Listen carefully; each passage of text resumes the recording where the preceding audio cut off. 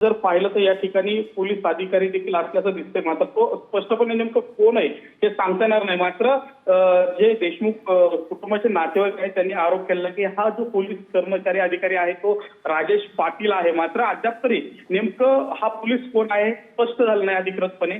मात्र या ठिकाणी पोलीस देखील दिसतात आणि काही या ठिकाणी नागरिक देखील दिसतात। विशेष म्हणजे यामध्ये जे खून प्रकरणातील जे अन्य आरोपी आहेत ते देखील असल्याचं या ठिकाणी बोललं जात आहे। त्यामुळे आता या तपासामध्ये पोलीस अधिकाऱ्यांच्या तपासामध्ये नेमकं या व्हिडिओमध्ये कोण कोण आहेत ते येणाऱ्या काही वेळात किंवा काही तासात कळेल आपल्याला। नक्कीच विनोद, तुम्ही आमच्यासोबत असेच थांबा। या क्षणाचे महत्त्वाचे दृश्य आपण पाहतोय। खंडणी प्रकरणाच्या आधीची ही दृश्य आहे, खंडणी मागण्याच्या काहीच वेळ आधीची आणि त्याच दिवसाची ही दृश्य आहेत। आणि सगळ्यात मोठी आणि धक्कादायक बाब म्हणजे एक पोलीस अधिकारी देखील या दृश्यांमध्ये पाहायला मिळतोय। आधी पोलीस अधिकारी आत जातो आणि त्यानंतर त्याच्या मागे कराड, चाटे आणि घुले आत शिरताना पाहायला मिळतात। या क्षणाला हा पोलीस अधिकारी त्या ठिकाणी काय करत होता, त्याचा आणि त्या कराडचा नेमका काय संबंध आहे हे जाणून घेणं देखील तितकंच महत्त्वाचं असणार आहे। फक्त कराड आणि घुले आणि चाटे आणि त्यांचे काही सहकारी या ठिकाणी असते तर गोष्ट वेगळी होती। मात्र त्यांच्या सोबत एक पोलीस अधिकारी देखील आत शिरताना पाहायला मिळतोय। या पोलीस अधिकाऱ्याचा नेमका काय रोल आहे, नेमकी काय भूमिका आहे या सगळ्या प्रकरणात हे जाणून घेणं आता महत्त्वाचं ठरलेलं आहे। आणि या पोलीस अधिकाऱ्याचा चेहरा देखील स्पष्ट या सीसीटीव्ही फुटेजच्या माध्यमातून पाहता येऊ शकतो। त्यामुळे लवकरच हा अधिकारी नेमका कोण आहे आणि तो या ठिकाणी काय करत होता या प्रश्नाचं उत्तर देखील लवकरच साम टीव्ही मिळवण्याचा प्रयत्न करणार आहे। या क्षणाची महत्त्वाची बातमी आपण पाहतोय, केजमधील चाटेच्या ऑफिसमध्ये आल्याचा हा व्हिडिओ आहे। ऑफिसच्या बाजूचे जे सीसीटीव्ही कॅमेराज आहेत त्याच्यामध्ये ही सगळी दृश्य टिपली गेलेली आहेत। आवादाकडे खंडणी मागितल्याचं हे प्रकरण आहे।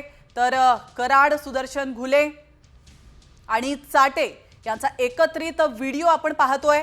या व्हिडिओच्या माध्यमातून आता नवनवीन खुलासे होताना पाहायला मिळणार आहे। आणि सगळ्यात महत्त्वाची धक्कादायक बाब म्हणजे ज्या दिवशी खंडणी मागण्यात आली होती त्याच दिवशीचा हा सीसीटीव्ही फुटेज असल्याचं बोललं जात आहे। त्यामुळे या सीसीटीव्ही फुटेजचा आणि त्या खंडणीचा नेमका काय संबंध आहे हे देखील पाहणं तितकंच महत्त्वाचं आहे। आवादा कंपनीकडे खंडणी मागितली आणि त्याच दिवशीचा हा सीसीटीव्ही फुटेज आहे। त्याच्यामुळे या सीसीटीव्ही फुटेजचा आणि त्या खंडणी प्रकरणाचा कसा संबंध जोडला जातो, नेमकं या ठिकाणी काय घडलेलं आहे, आज शिरल्यानंतर या मीटिंगमध्ये नेमकं काय झालंय, फक्त कराड, घुले आणि चाटेच नाही तर त्यांचे इतर सहकारी देखील इथं पाहायला मिळतात। ही लोक नेमके कोण आहेत हे देखील जाणून घेणं तितकंच महत्त्वाचं असणार आहे। आपण या दृश्यांच्या माध्यमातून पाहू शकतो, कराड, चाटे आणि घुले यांचा एकत्रित सीसीटीव्ही फुटेज आता समोर आलेला आहे। तर आपण पाहतोय खंडणी प्रकरणातील आणि संतोष देशमुख हत्या प्रकरणातील मास्टर माइंड म्हणून कराड हा ओळखला जातोय आणि या प्रकरणामध्ये त्याला अटक देखील झालेली आहे। आणि यानंतर आता दिवसेंदिवस नवनवीन खुलासे होताना पाहायला मिळत आहेत। कराड, घुले आणि चाटेचा हा व्हिडिओ आता नेमका काय सांगून जातोय, या व्हिडिओमधून काय काय गोष्टी समोर येत आहेत हे पाहणं आता महत्त्वाचं असणार आहे। तर या दृश्यांच्या माध्यमातून आपण पाहू शकतो, आधी कराड, त्यानंतर घुले, चाटे आणि त्यांचे इतर सहकारी या ऑफिसमध्ये शिरतानाची ही दृश्य आहेत। तर या ऑफिसमध्ये शिरल्यानंतर नेमकी काय रणनीती आखण्यात आली, काय कट रचण्यात आला हे आता जाणून घेणं अतिशय महत्त्वाचं असणार आहे। तर सीसीटीव्ही फुटेजच्या माध्यमातून आता पोलीस पुढे काय तपास करतात आणि या दृश्यांमध्ये दिसत असणारा हा पोलीस नेमका कोण आहे, या पोलिसाचा आणि आता तपास करत असलेल्या पोलिसांचा नेमका काय संबंध आहे ते देखील पाहणं महत्त्वाचं असणार आहे। तर अतिशय धक्कादायक माहिती या सीसीटीव्ही फुटेजच्या माध्यमातून आता समोर येताना पाहायला मिळते। वाल्मिक, कराड, चाटे, घुले आणि त्यांचे इतर सहकारी या दृश्यामध्ये पाहायला मिळत आहेत। आणि सगळ्यात महत्त्वाची बाब म्हणजे एक पोलीस अधिकारी देखील कराड यांच्यासोबत या ऑफिसमध्ये शिरताना पाहायला मिळाला आहे। त्यामुळे आता मोठा खुलासा या संदर्भात काय होतं हे पाहणं महत्त्वाचं आहे।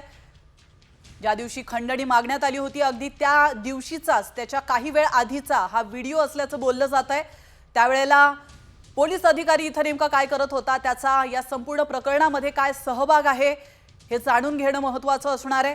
कारण कराड सोबत या संपूर्ण प्रकरणाआधीचा हा व्हिडिओ आहे आणि या कराड सोबत हा पोलीस अधिकारी नेमका काय करत होता, त्याची काय भूमिका होती या सगळ्या प्रकरणामध्ये हे जाणून घेणं महत्त्वाचं असणार आहे। या पोलिसाचा आताच्या तपास अधिकाऱ्यांमध्ये किंवा पथकामध्ये तर सहभाग नाही ना, हा देखील प्रश्न आता उपस्थित होतोय।